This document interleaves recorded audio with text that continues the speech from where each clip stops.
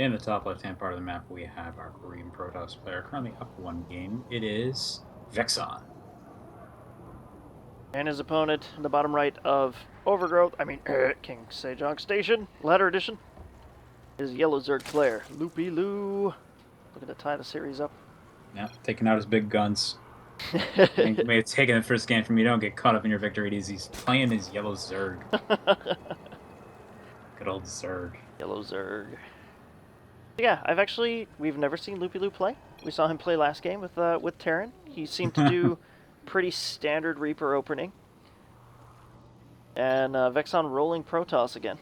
So the Swarm says Vexon in response. We'll definitely see the skills of these two players come out, so I'm excited for this one. So kind of the big note that a lot of Zerg friends of mine have made about this map over the months that we've casted it is, you get to your third base, that's not that bad. Getting a fourth and a fifth is hard here. Oh, yeah. So it tends to kind of cap the lifespan of this map for a Zerg macro. Or it tends to cause conflicts over the fourth in some way, shape, or form. And holding both of them is just incredibly difficult, partly because of the space. And one of them is going to be super far out of the way and hard to defend no matter what. Right. And the position is just ridiculous. It's so close to your opponent, especially when you start getting out on the map and you both have huge armies. You're trying to kind of skirt around each other, make sure you're not taking too much damage, losing too much supply, and it's a mess. We've seen it go late game. It's never good. It's interesting. Well, for Protoss here, this is a map where getting to 3 base isn't really all that bad, actually. If you can pull it off, you have a lot of choke points, you can use force fields really well here. There are a lot of annoying entrances, and then a lot of airspace, a lot of drop space. Mutas are a pain in the butt here, which is why a lot of players will do stuff like this here, because, let's be honest, who wants to deal with that? Come on, Loopy. So Loopy knows about it, and this is where you have to make a hard decision, and his decision is, I'm going to cancel deal with it. And I'm going to go plant my second over at my third. There you go. Pretty standard response. You don't lose too much time.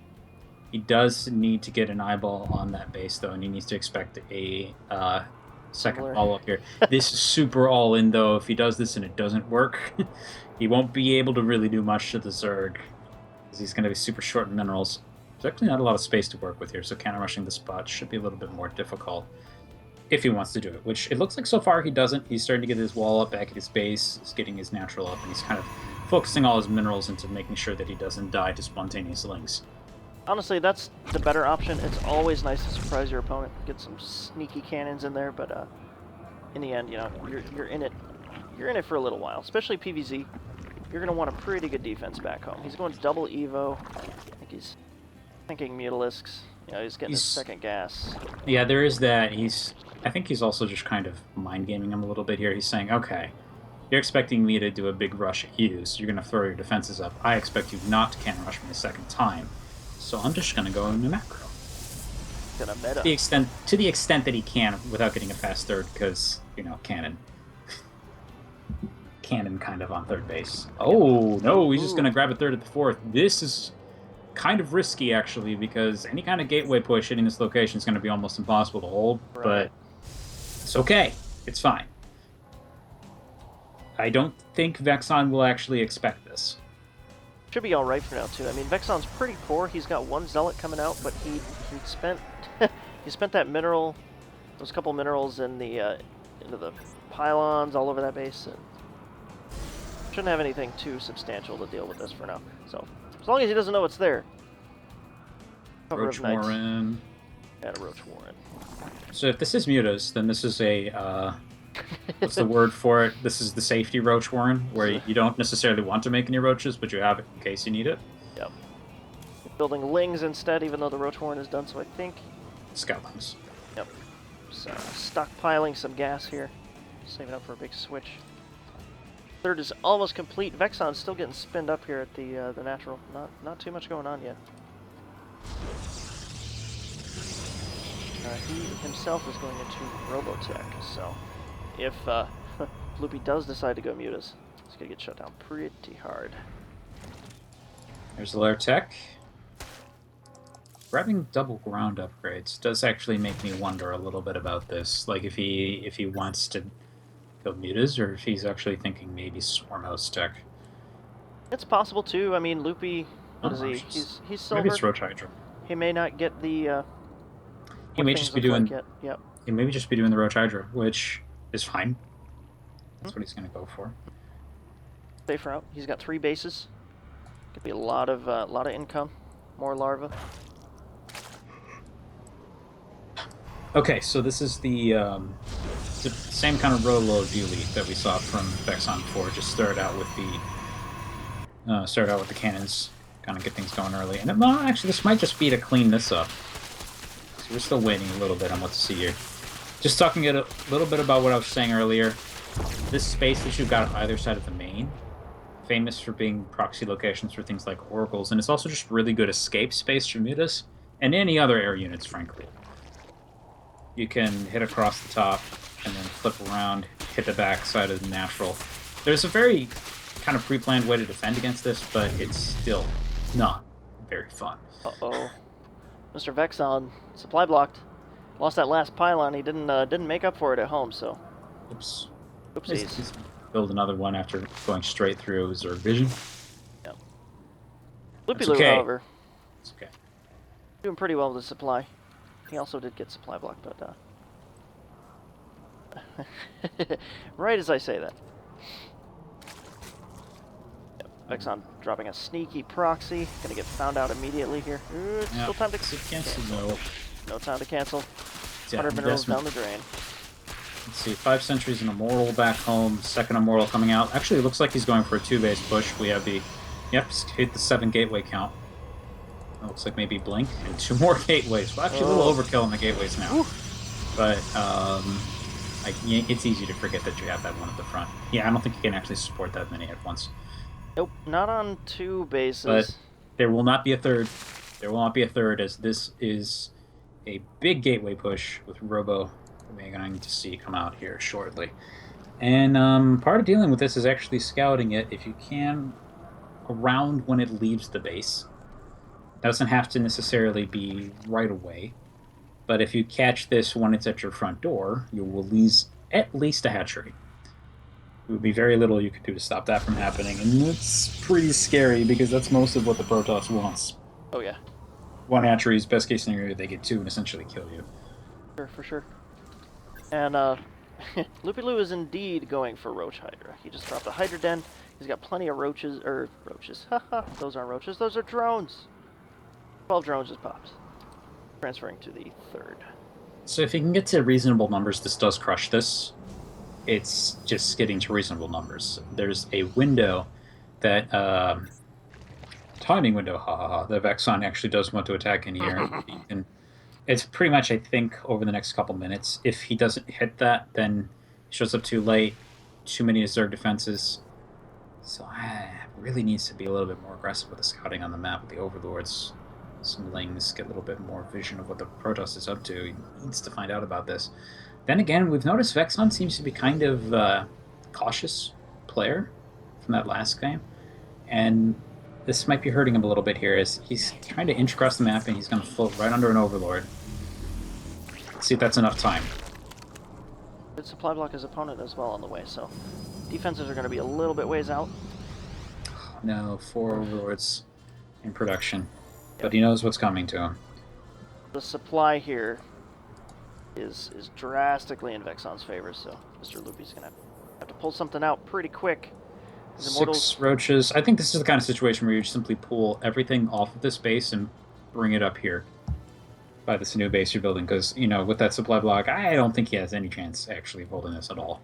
If Vexon attacks right now. Vexon, again, being a little bit hesitant. He's waiting for this pylon to finish. And this is a lot more time than I thought Vexon was going to get. Yeah, he definitely had plenty of time. He's got some Hydras on the way. Here comes the attack. A couple Hydras actually building out here. Those are going to die immediately. He's going to lose these... nothing else, because Vexon got what he wanted. Good news is for Loopy, he's already building another base anyway, so his economy gets to continue to work. Huh. So Vexon, excuse me. Yeah, Content to pull away from that after getting the hatchery. He's going to move through the center of the map. He's going to attack right on the creep. Not really the best location to fight in. Kind of wants to fight in a choke so he can make use of the force fields. Trying to do that here. Doesn't really catch any of the army. But of course now he's got a choke point set up that he can fight in. Pretty good control here from both players too. Not too many losses. They both know when to quit. And Vexon gonna push in toward clean up some creep, I guess.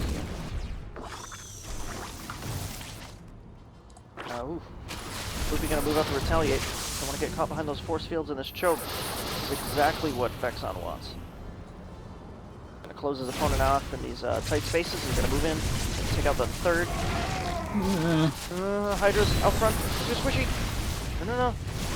It doesn't really have.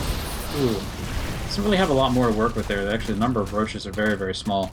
2 hatcheries having gone down. This is just getting very, very, very scary for Loopy.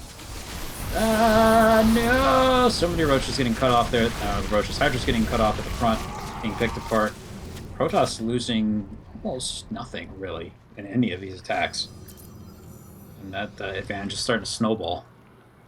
Pretty crazy here. Don't want to lose these Hydras. Got to keep them in the back. Need more roaches. He's got more Hydras on the way. Those aren't going to be able to tank very well against these zealots. Got plenty of Hydras on the ramp, but looks like Vex is going around the back. He's going to hit this creep, though. Loopy's going to know where he's at. Going for the rocks. Yeah. We're feeling about that assimilator / extractor / refinery. Whatever you end up placing here gives you vision over the rocks. Yep. Really, really handy. Now, Vexon being a little worried about actually coming up and killing his opponent. There's kind of enough resources for a single army, really. I think on these 2 bases, if he gives him enough time, he can kind of get to a point where he can compete with Vexon. But that's a tall order. I don't think it's happening, and we even got a solid run by just running into the attempted 3rd base. He did manage to cancel in time. That'll keep some of the resources in his favor here, but Vex is just dancing his huge army. Oh, he's trying to pull him out of the way so he can attack the rocks again. That's exactly what he's going to do. Exactly what happened. Move in, take out these rocks. He's going to sweep into the natural. These Hydras not going to make it back in time. No, yeah, but he does find in the base. Finds a random observer, but okay. Now, unfortunately, he's so far into the base they can actually just force field using the hatchery as part of the wall. So it's going to be difficult for the observer to walk in. He's just going to kill his hatchery, and with that gone, I would say at this point it's almost impossible for Loopy's production to actually keep up in any way. He's got plenty of minerals. He could drop another base, but is there time? There's a time warp down on the ramp. He's moving in.